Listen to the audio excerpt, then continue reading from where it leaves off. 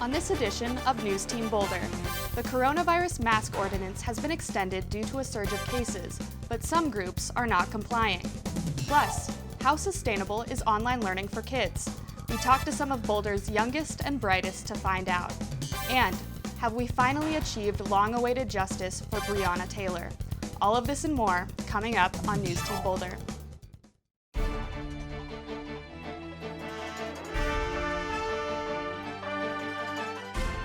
From the Roser Atlas Center and the College of Media, Communication, and Information, this is NewsTeam Boulder.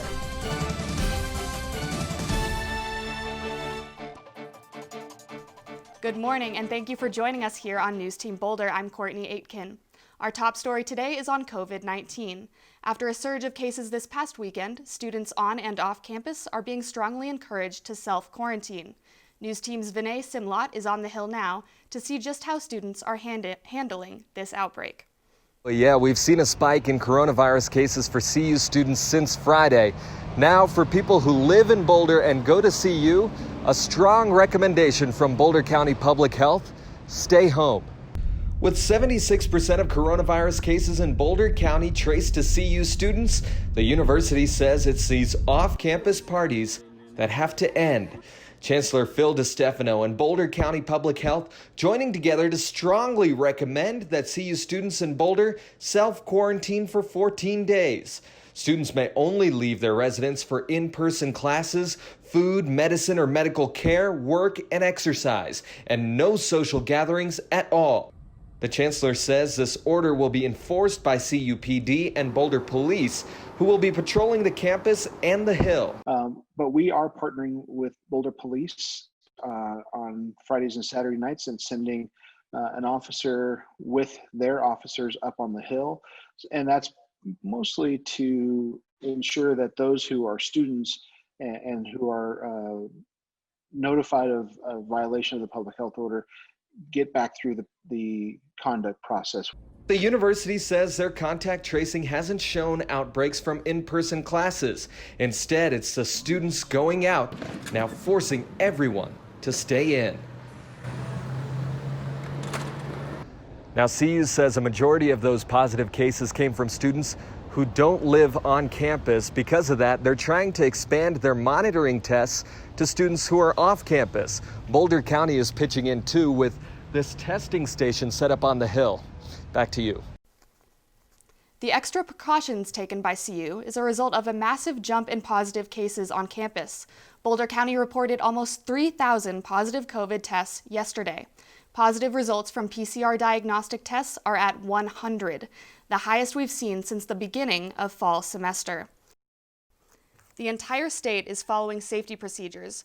During a press conference on September 11th, Governor Jared Polis extended the mask-wearing ordinance for at least 30 more days.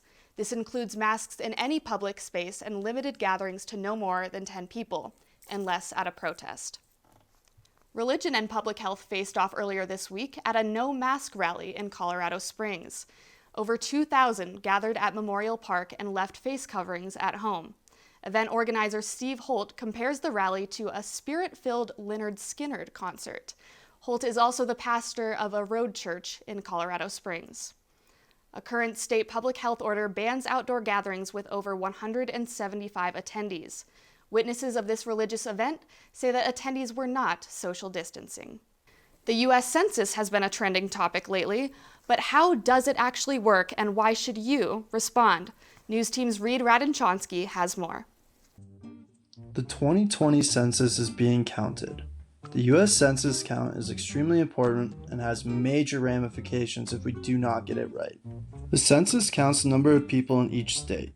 Government officials use the population of each state to make extremely important decisions, such as how much federal funding states receive and how many representatives each state gets in Congress. The census is counted every 10 years, meaning these counts have a large impact on politics for a decade. Census officials have warned us about a probable undercount. Some of it is due to the pandemic, but mostly due to lack of participation of citizens. Again, this will have many ramifications that will last a decade. Ramifications include less government representation, major cutbacks on funding for schools, underfunded healthcare for communities of color, and many more. The census affects you and your community. Participate in the census. Every person counts. Online classes may not be a new concept for college students, but for middle and elementary-aged kids, this year has brought about a whirlwind of change. I caught up with a couple of young students to see just how they're taking the world of online learning. It's the end of a typical school day, but everything from classrooms to parking lots are empty. Most students, like 11-year-old Bowden, are stuck at home. I mean, my average day life is get on Schoology, join my conference, and do schoolwork for like 6.5 hours. Meanwhile, some students, like 9-year-old Sarah, still have class in person, with precautions in place.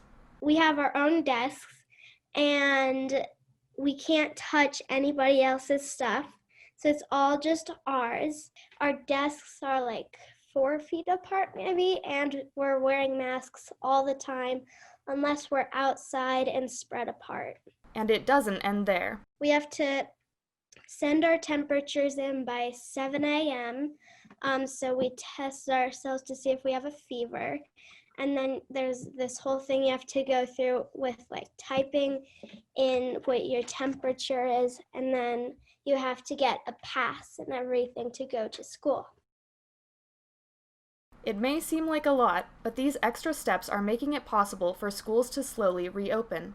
While the Boulder Valley School District isn't inviting students back to school just yet, their Phase 2 plan is exploring the option of hosting in-person classes in a classroom just like this one, weather permitting, of course. Mother and educator Ellie Cahill imagines that it's natural for kids to get tired of online classes. They love hands-on experiential learning, I think, as do many kids. But with the added stress of a pandemic, some students perform better at home. I think the anxiety created by having them in person would be so great that would impact their ability to actually focus and engage and learn. Nonetheless, the consensus from the students themselves is clear. In person, I think you can just, like, your teachers help you so much more in person than on the video call. I'm really happy I get to go to school in person. While it will take time for remote students to go back, looking forward to education is far from a bad thing. The Boulder Valley School District will begin Phase 2 of pandemic accommodations starting on September 29th. They hope to bring kindergarten and pre-K students back to campus as soon as possible. With limited availability for in-person classes, Boulder Valley Superintendent Rob Anderson proposed a start for 10 micro schools. The one-room schoolhouses would fit up to 100 3rd to 5th graders by the end of the month. He presented this plan on Tuesday to board members who say they need to vote before moving forward. While Anderson intends to start recruiting staff members this week, board members say that more details are necessary. Meanwhile, Hurricane Sally continues to bring severe conditions to the south, while fire danger surges across the west. More on our local and national forecast after the break.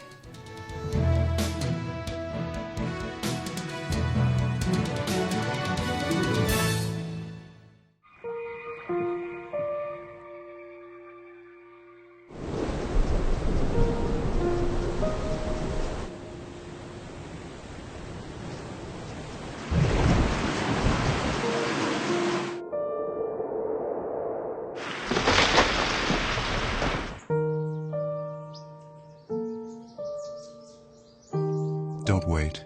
Communicate. Make your emergency plan today.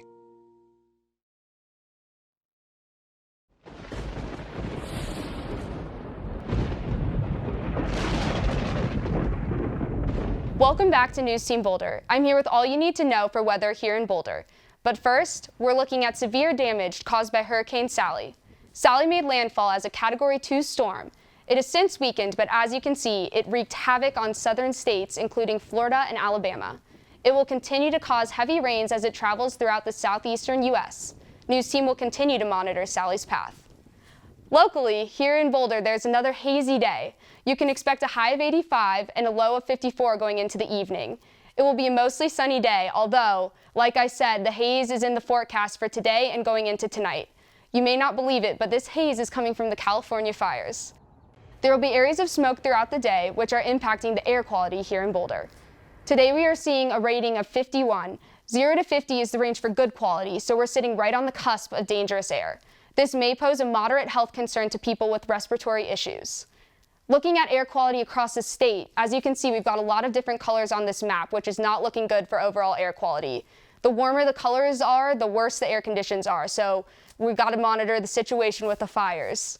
Now, expanding the scope to national air quality, as you can see, the fires in the west are causing problems for air quality across the west and into Colorado, and even as far as some areas in the Midwest and traveling eastward.